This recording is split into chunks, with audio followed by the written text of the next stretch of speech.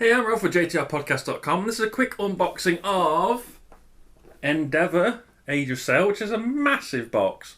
Huge thing. Look at the size of that. It's massive. And this is a game about sailing and stuff. It is from Bird Island Games and the Grand Gamers Guild.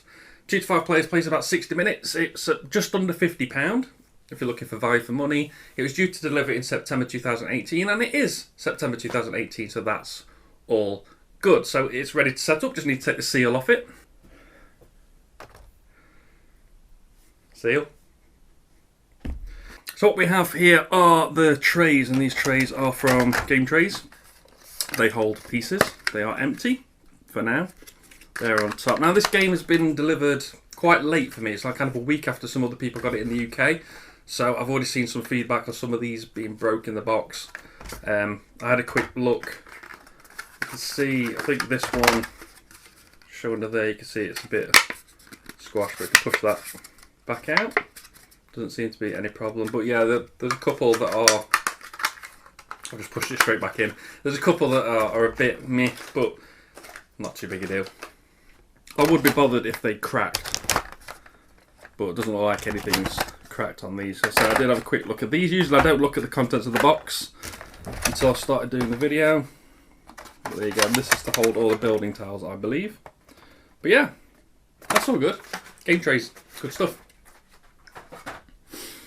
We have a bag. Give me the bag. It's a nice bag. It's not Renegade Games good, but it is a good bag. Good bag. Nice little thing on there so you know what game it's for, in case you forget what you're playing.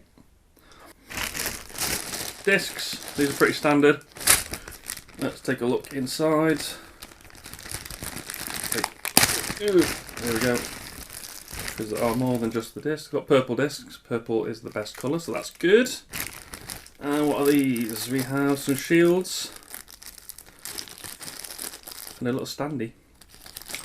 I will confess, I know how to play the game. I don't know how to play the game roughly. I know the outline of how to play the game, how a turn works and stuff, what you're supposed to do. I don't know what each individual component does, so a lot of the times I will be guessing. Here we have some other stuff. Some things and things. Got some shields. Let's get purple one, because purple, as I said, is the best colour. Look at that, that's nice. That's a nice shield. Purple. Got some religious looking buildings there. These are all quite nice. I can't remember if these are Kickstarter upgrades or not. These are like castle-y things. But yeah, these are nice. I think they are to replace cardboard. So I've got sort of a, I can't remember what it's called, like the Commodore edition. It's kind of a deluxe upgrade. We'll see. Here we have some stuff. That one's falling out. These are buildings, for a guess.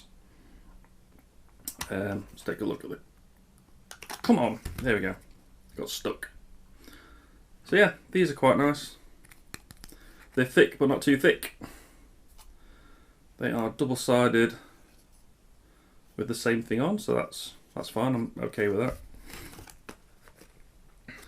Some baggies.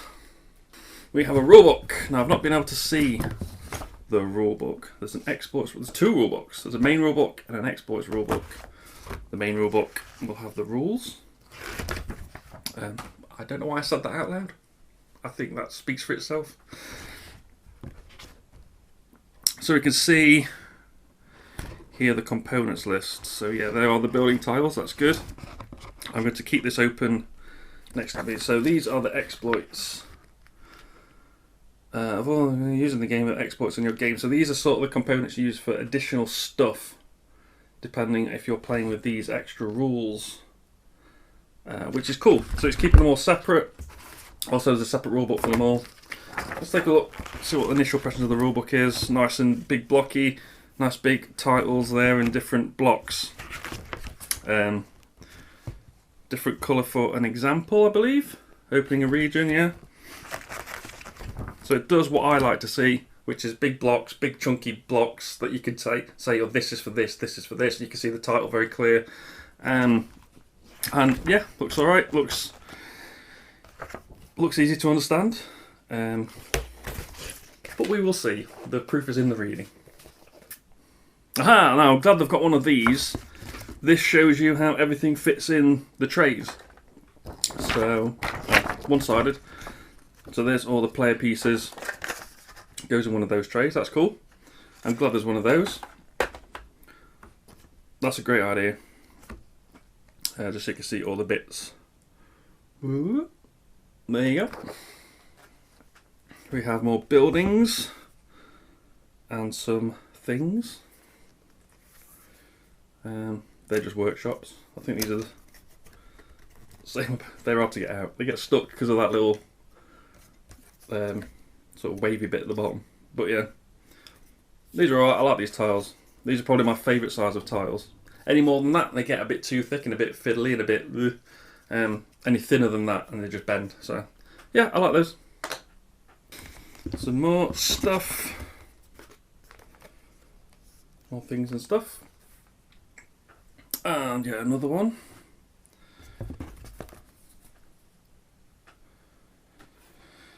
And another one. Some that's fallen out.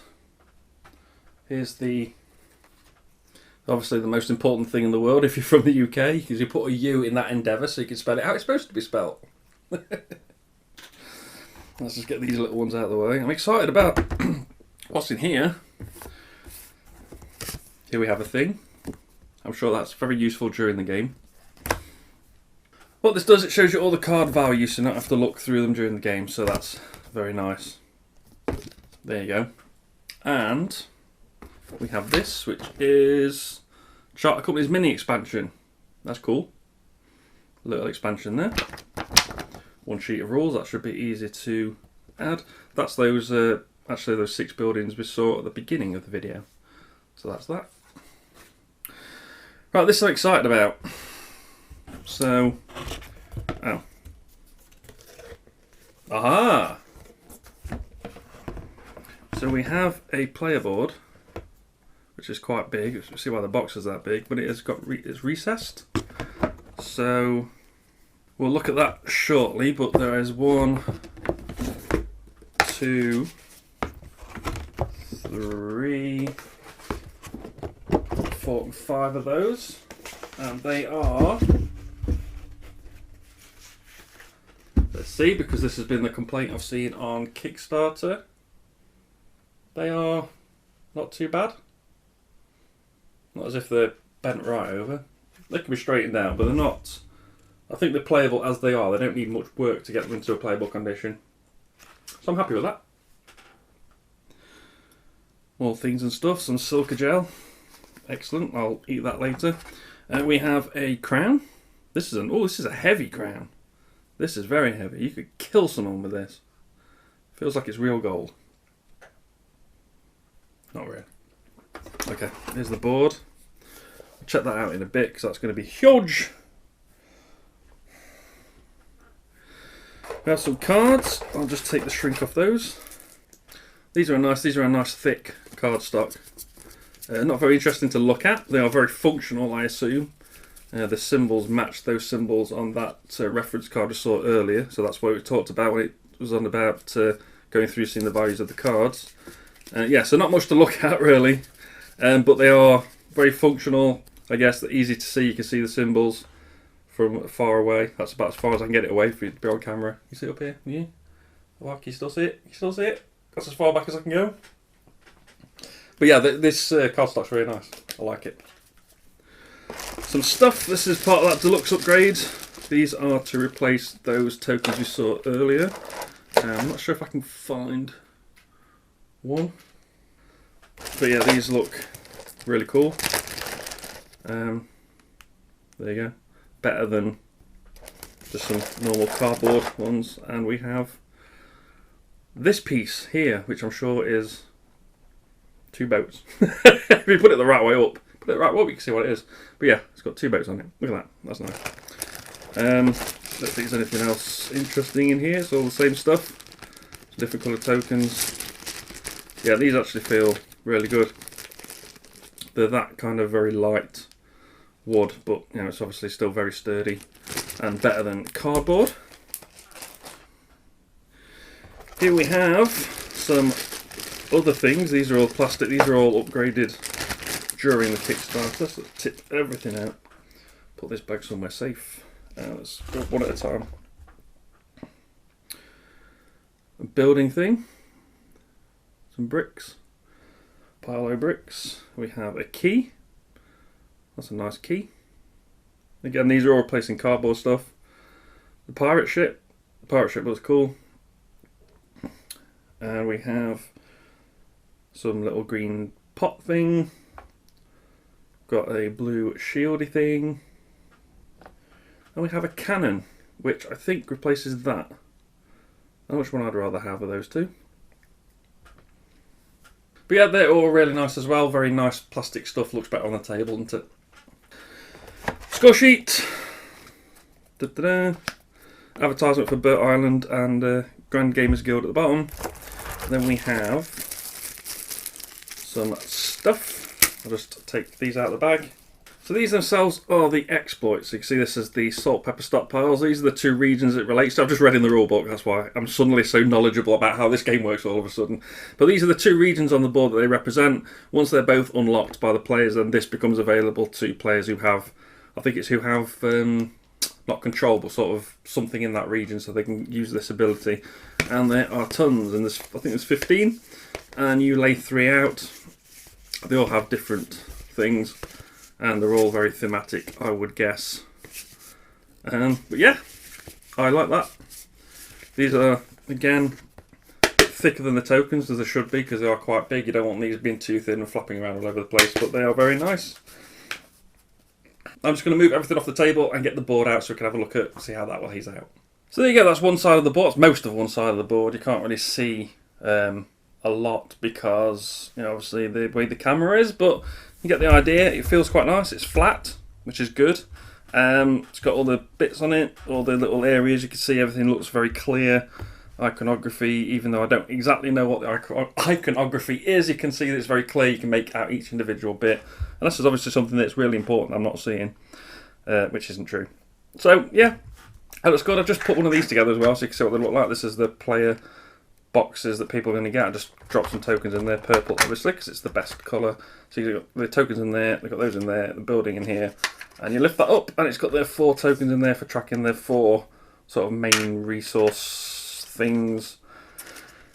Yeah, that is pretty much everything. Well, that is actually everything. That's really good for the money, for just under £50. That's really good with the deluxe upgrade and everything. It's going to be a fun, it's going to be a decent game to look at. The rulebook looks like it's very clear. It's arrived on time. The quality is good. The boards, the player boards, a little bit. I've seen worse on the internet. I've seen people's pictures where they're kind of not unplayable, potentially unplayable, but they are recessed. So if you put the cubes in them, they are going to stay in place. It's not as if they're going to slide down the board. They're not like, it's not like a half pipe that I'm seeing, but I'm seeing a few that are a little bit bent. So there's a bit of an issue there. Mine are alright, so that's all good. I can't wait to play it. I don't know if the game's going to be any good. It looks good. Obviously, I backed it, so I must have thought it looked good. I think it's either going to be one of the, either way for me, these games with this kind of theme, this sort of resource management and bit of area control and stuff. Am I going to like it? It's either going to go on the shelf or it's going to be sold after one play. That's it.